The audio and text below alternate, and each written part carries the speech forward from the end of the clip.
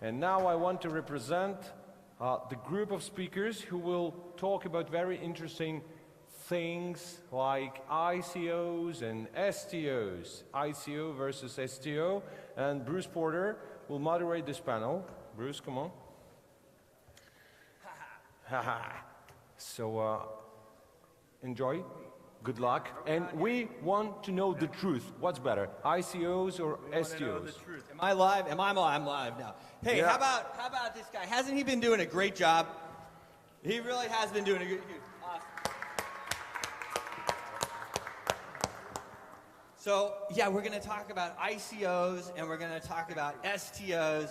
And you know how it is. It's kind of funny, right? We have the STO now, and everyone's a little bit gun-shy from the ICO. So I have a bunch of guys here that are smarter than me, and they're going to help us talk about it here. Please welcome to the stage Ismail Malik. Give him a hand, folks. Second. Stefan Beyer. Ooh.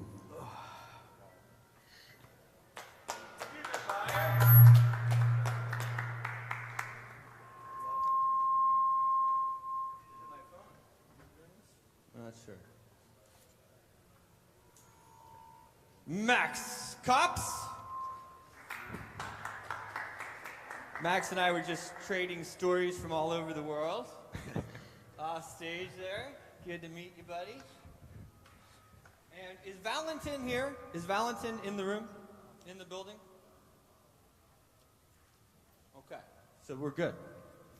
All right, so I'm going to try to talk directly into this thing. Who's mic'd up? You two are mic'd up. Everyone's mic'd up? Yeah. Perfect. All the mics are on? Yes. Ishmael? Check, Okay. check, yeah. All right, so I think we have a bit of a, I don't know if funny is the right word, but kind of, it seems to me, this situation with the ICO, which so many people got burned in over the last year, or year and a half, and now we have this STO, which is this legal framework to bring people in. Now, in America, nobody has been able to touch an ICO. It's like one of these things, and we have this vast, really base of investors that really haven't touched anything.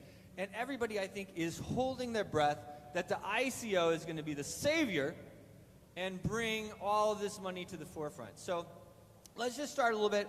Maybe we'll start right here with Max. You can just give your name, a little bit of what you do, and then kind of what you think the STO will do this year. Yes, thank you very much. So I've been in the space since 2013, and I've been mainly focusing on ICOs as an investor and as an analyst, helping projects to actually do their fundraising. So diving into STOs more since a year now, I can really compare it. And starting with a story how ICOs started is really interesting, because ICOs at the beginning were really focused on blockchain startups. So they were all connected to one single technology that they all had in place as their business model or their value proposition. And what's different to STOs is that STO, for me, is not a kind of a startup, it's just the technology behind. It's the way of giving out shares, it's the way of giving out equity, it's the way of giving out debt or something. It's like a back product of the financial system. So you can't really compare. Like the ICO market is really focused on one single niche, while the STO market is just the technology behind it could be adapted everywhere. Interesting. How about you, Stefan?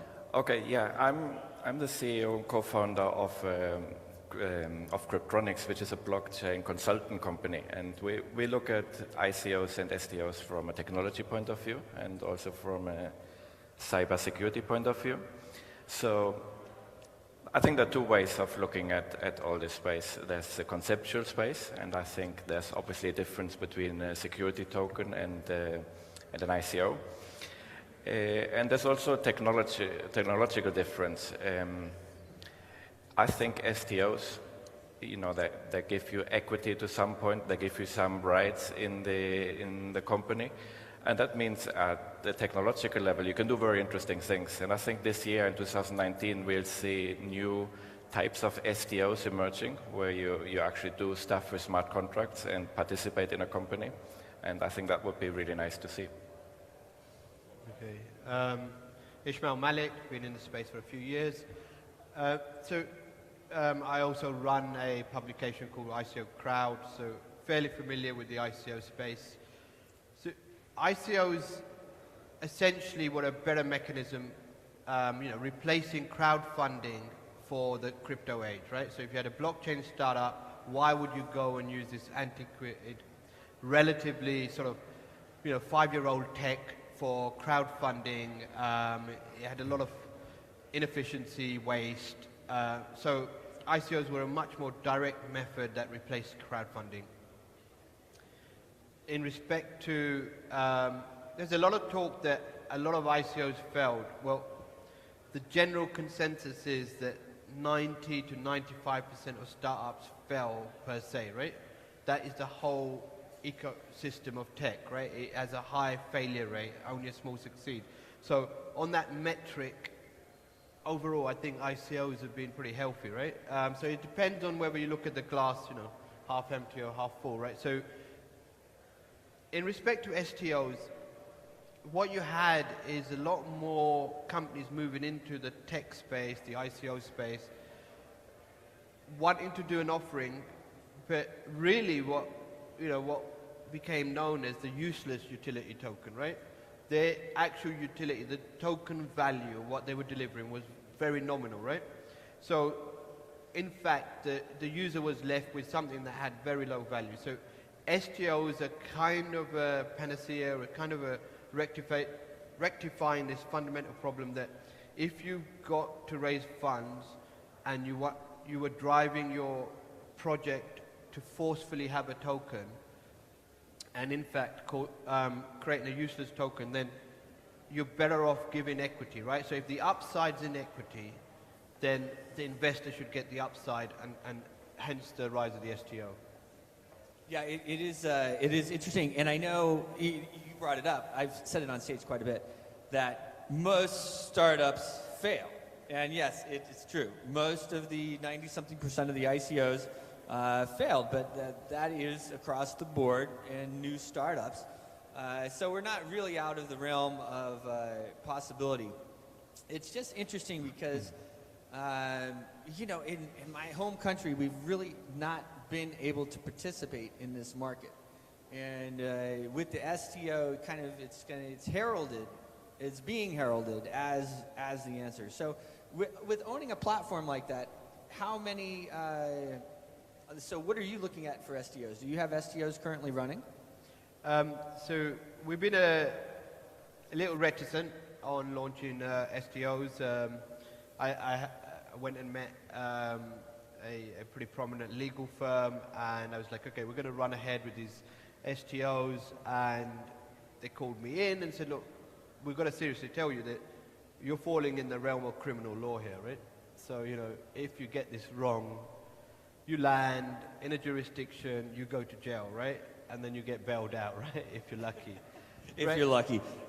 Right, so you're not, you can't take this lightly, right? So, the securities regulations in 98% of countries globally have a criminal sanction if they're not followed, right? So, we're not in happy land, right? ICOs were largely very happy land, go fun, go party, go raise money, go produce some good tech. Lambo.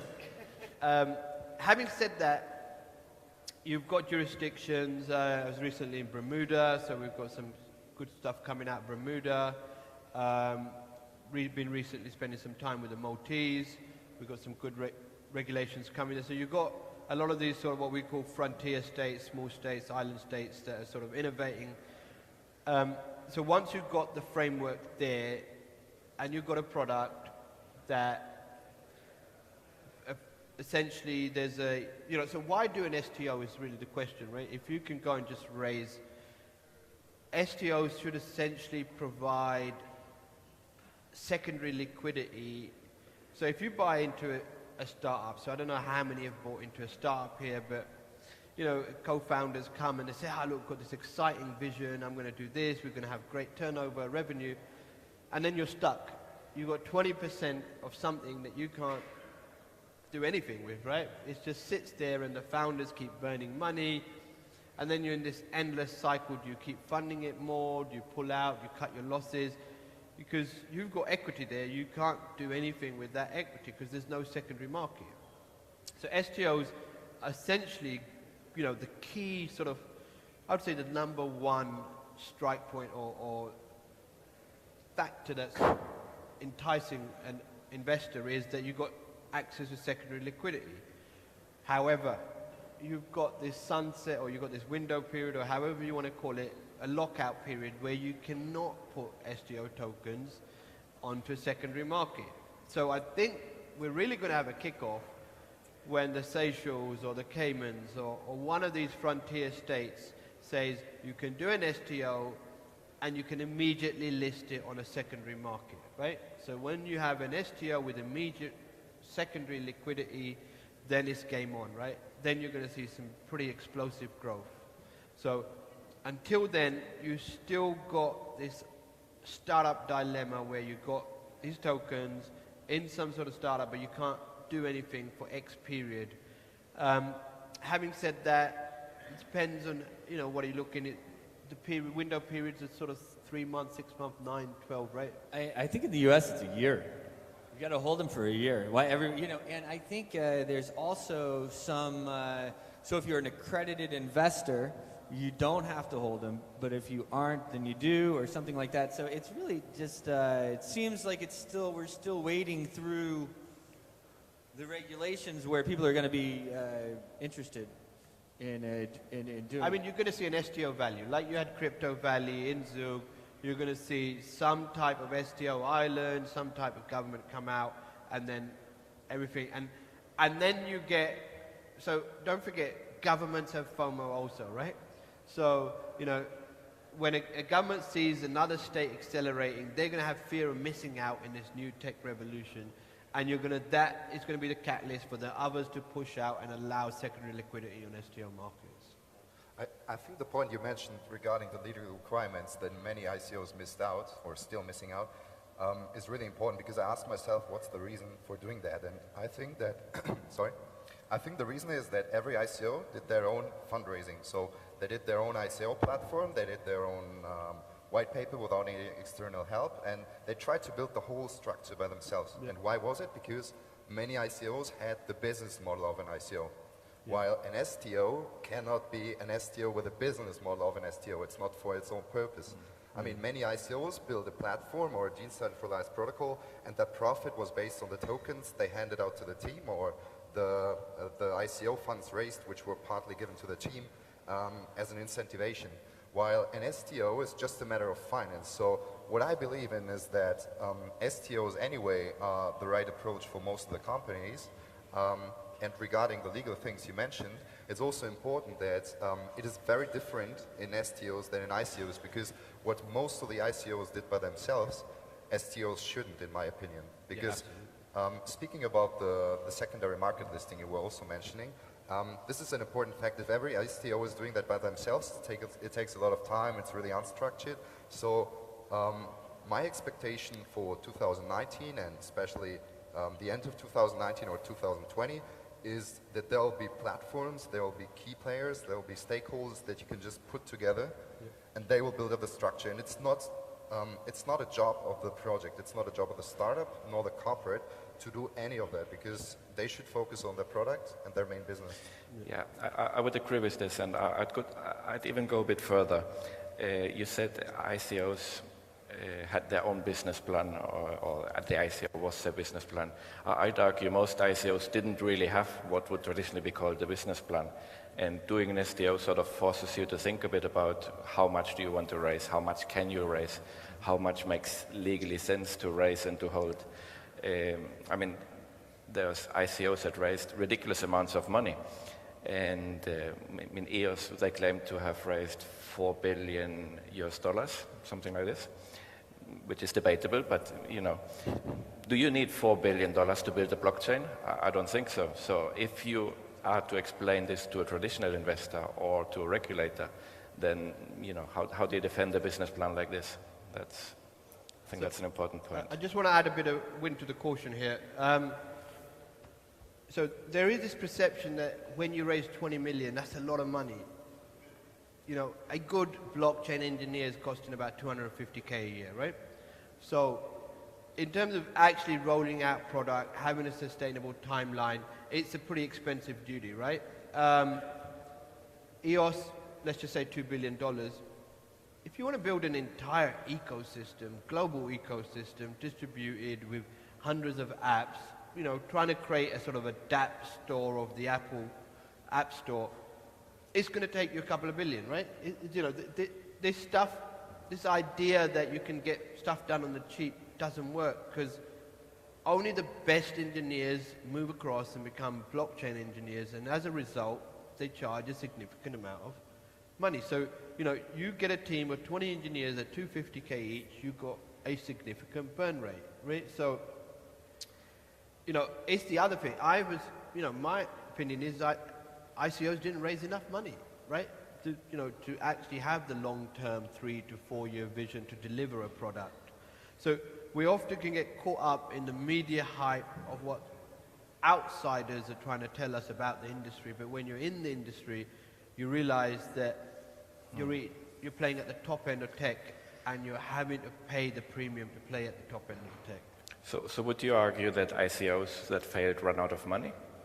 I mean, I'm generally in the consensus that they didn't raise enough to get a 4-year sustainability period to actually start to deliver product, and have a team of, you know, to be able to attract from Amazons or the Microsoft or the Teslas or some of this leading tech talent at the rates you've got to pay. I mean, I was in San Francisco, you know, I had to pay, you know, we were asked to pay sort of $500,000 golden handshake to take a couple of Google engineers we needed, right? So, you know, the sums in tech are significant, right? Because the actual people in the full stack, core tech is really limited, right? So it depends, right? You know, so a lot of people smash the sort of San Francisco model and don't understand why there's so much money raised. And well, there's a reason why the US has so many unicorns and the Europe has relatively few, right? Well, I think what it definitely has the potential to do is open up a lot more money. I mean, that's really what you're looking at. You're going to have guys, because part of the STO, if you do an STO at this point, you're opening yourself up to all types of regulations, audits. They're going to look at your books. They're going to want to know, and you're going to have to tell them. Like right now, you do an ICO, and you know, do you need $2 billion, like you said, or where's the money going? Or you don't really have to report that legally. If you do it with an STO, you have to report it, and so it should attract more money into the space. I mean, that's kind of what everyone's thinking, anyhow. And more money in the space is one of the reasons for diving into this topic. So what I think is that people need to focus on the real advantages that STOs have, and these are the token advantages. So I'd compare it rather to an IPO sometimes than to an ICO. I mean, not depending on the company, of course a startup wouldn't do an IPO, but the process is much more adaptable to an IPO. And the main difference, if you compare it to an IPO, they're really small. They're really, really small, which means you can use it, and it's a technical advancement that you have by going for an STO. But anyway, it's not going to change your business. You're not going to be successful as a startup by just going for an STO. And that's what the hype was about with ICOs in 2017, that people just believe because it's an ICO, it's going to be successful. And what I see now on many conferences, on many mainstream media, is that STO seems to be the same. So people start believing that just because something is an STO, it's going to be successful. But I think the key players that are going to be successful are the people that are building the infrastructure behind. People like you who are doing the technical parts and who are helping the companies, the startups, to do their funding. And the startups are just based on the product. It's completely, they're two different blocks connected. So now, are you involved in some STOs at the moment? Me? Yeah. Yes, I'm advising different projects, but mostly in the marketing, so I'm helping them building the structure and defining the token economics somehow. What projects? Different ones. I'm not going to name them here because some of them are private, but they're really early stage. Yeah. How about you, Stefan? Well, I'm involved in auditing an STO platform right now. So again, looking at the technology behind STOs.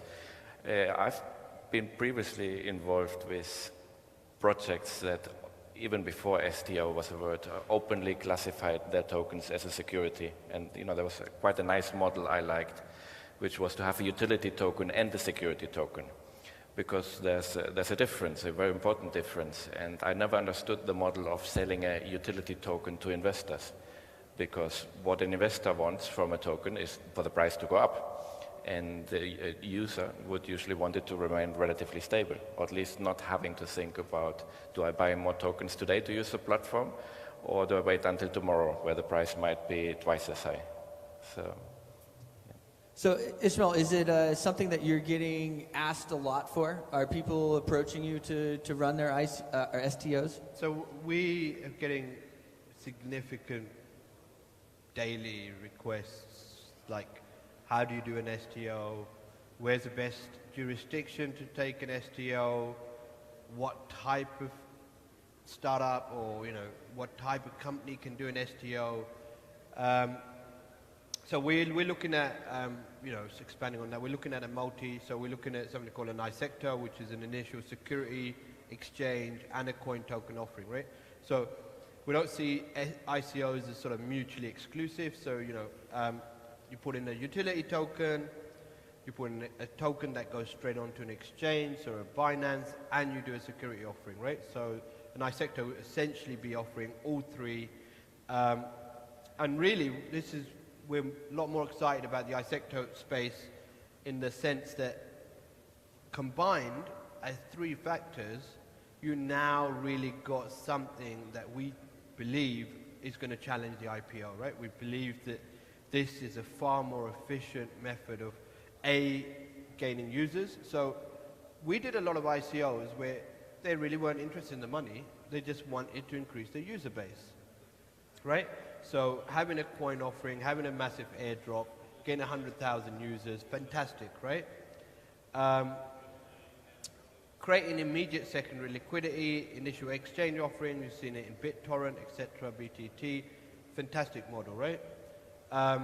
Letting early adopters or investors come in, take some stake in you, align some interest with key parties, a security token. So when you combine the three, now you're sort of in the realm of like, okay, there's an IPO, there's an ICO, which one do you want to take, right? So I think so a lot of what work we do is we just sort of crash any ideas of these silos, right? I'm doing an ICO, I'm doing this, I'm in this space.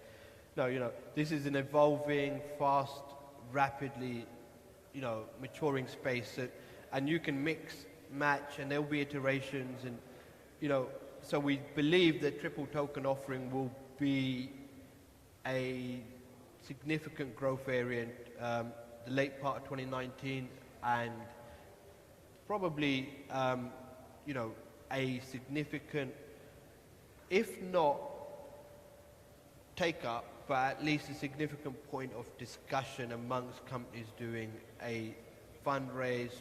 Because what you've got here is you've got fundraise, traction, and liquidity, right? Something that an IPO doesn't really offer you, right? An IPO doesn't really go say, okay, we're going to give you 200,000 new users, right? An IPO doesn't really open you up to an initial exchange offering where you could just instantly offer your token globally to a whole set of people who can just go on eventually to decentralized exchanges and acquire your token, right? And an IPO doesn't let you open up to somebody in Bombay or Caracas being able to just buy your security token and feel like they've got an equity in what you have. So actually, I think a security token can combine the advantages of both, because if you want to include the IPO in the comparison, and I did both comparisons, ICO versus IPO, and ICO versus STO in the book I'm going to write. And what's really interesting is that an IPO actually does have some advantages compared to an ICO. And that sounds weird at the first moment, because most of the people think that ICOs were replacing the IPO, but just think of a utility token as a user.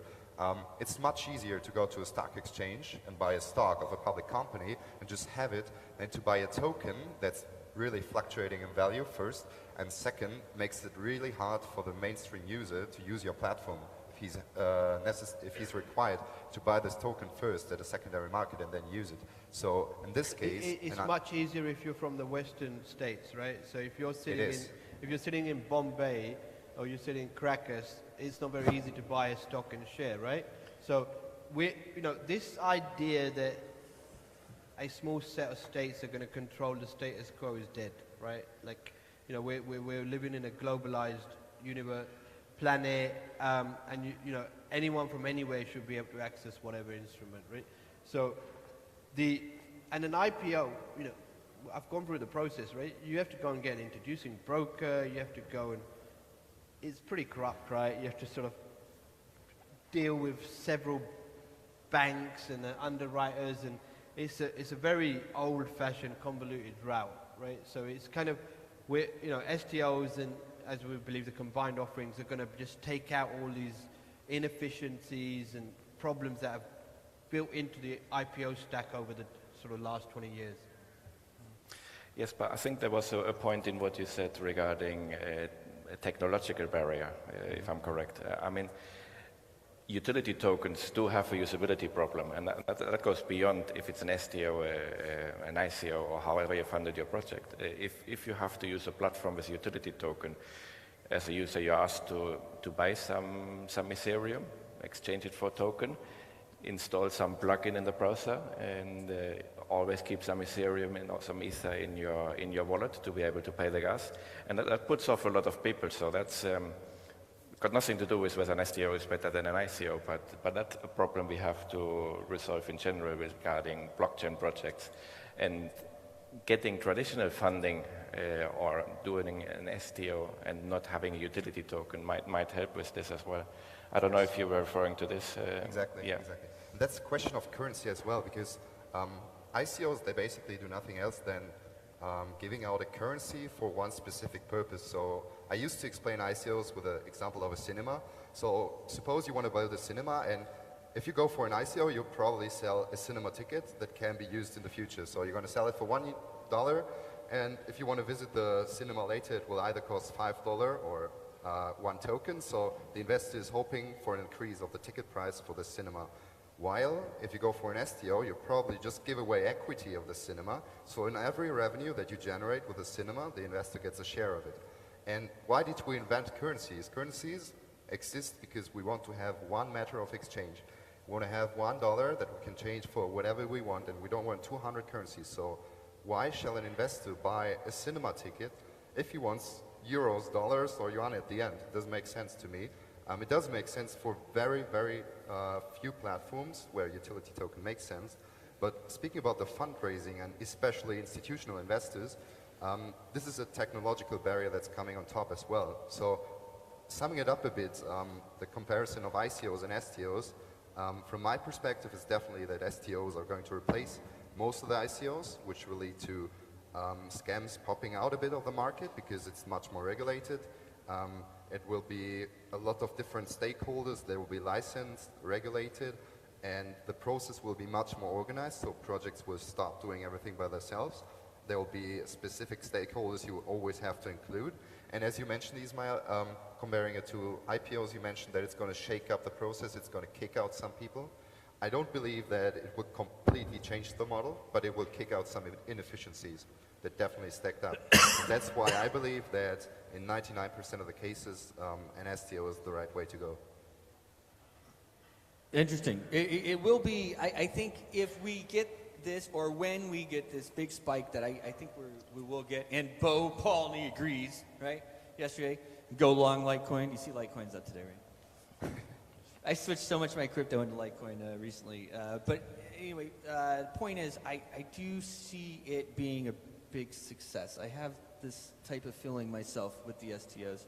So also now I wanted to ask you, because you're in Estonia, Stefan, about, so it's the legal framework that they're using for these STOs, is it correct that it's basically the same thing throughout these countries? Is Estonia the same as Malta and the US, and is as it's being advertised to everybody? Yeah, but I'm physically in Spain actually, but I have a legal presence as well in Estonia. There's certainly interesting legal frameworks in some of these countries coming in. I'm not an expert. I'm not an expert on the legal side, but it does help that countries like Malta, Singapore, and there's some others try to bring in regulation of this. This is cutting out, but I'm an expert on legislations. So why don't we, let's circle back, we'll have some closing thoughts, and then go from there. You want to start us off, Ismail? So, yeah, I mean, look, STOs, people like, so there's this whole scenario that, utility tokens went up and down too much. Guess what? Everywhere I go in the world, people love risk. People love a bit of volatility. And there's nothing wrong with risk, right?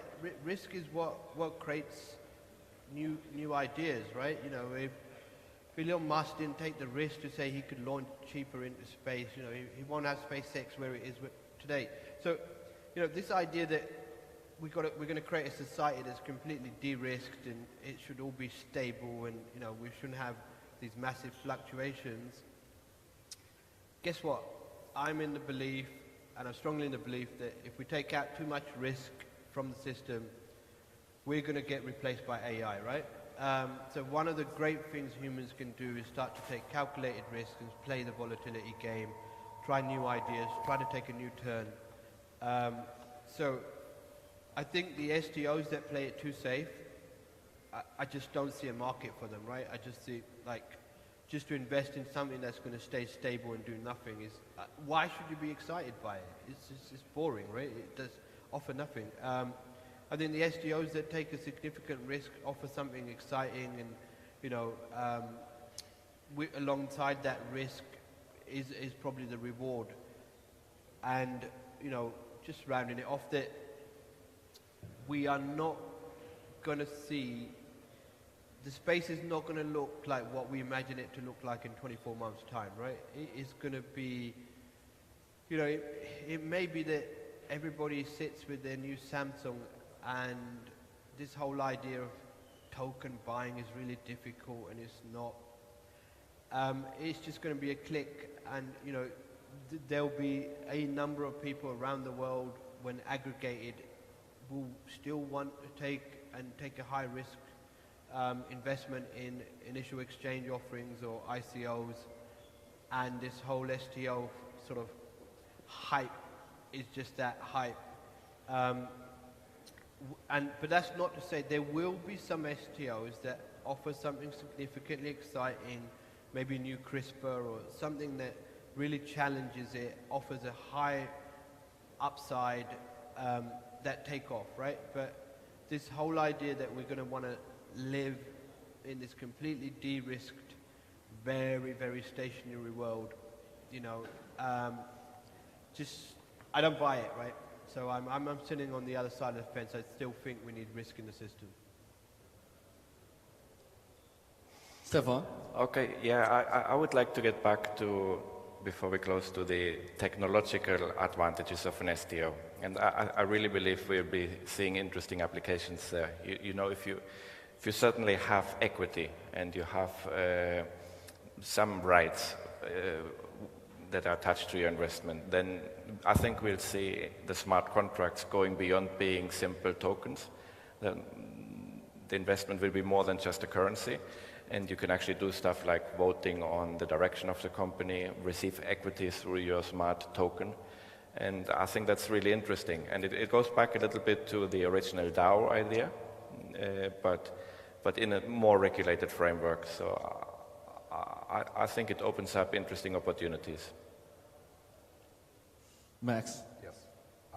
To be able, To be honest, I would disagree with the fact that it's boring because it depends on which frame you put it in. If you put it in the frame of ICOs, it might be true that you won't have this super innovative, disruptive companies based on decentralization. But what I see it in is the frame of the classical financial system. So, for example, one project I'm in, we're implementing an STO for a small and medium-sized company, and this company would have never gone the way of an ICO. It's impossible for them to implement a utility token, but it is possible for them to do an STO, and it might be impossible to do an IPO. So this is the sweet spot. Companies that are enabled now and only now during this, due to this new technological advancement and the advantages we have, just named by you.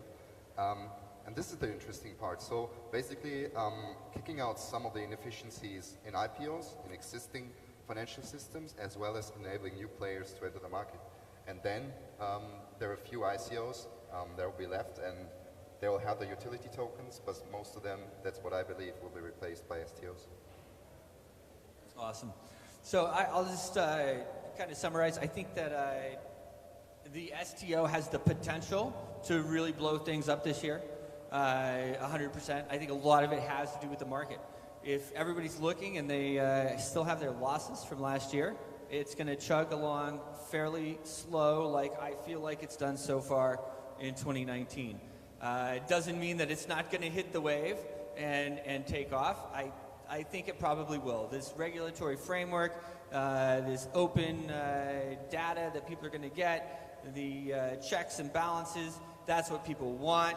That's what they want when they're investing. But a lot of it has to do with the market. So thank you guys so much. Let's stand up here. We'll get a picture, and then we'll call it. Thank you.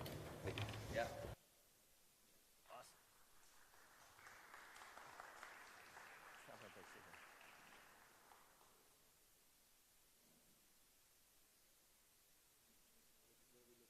I guess right here. David, you gonna take a picture? Somebody who looks professional or something.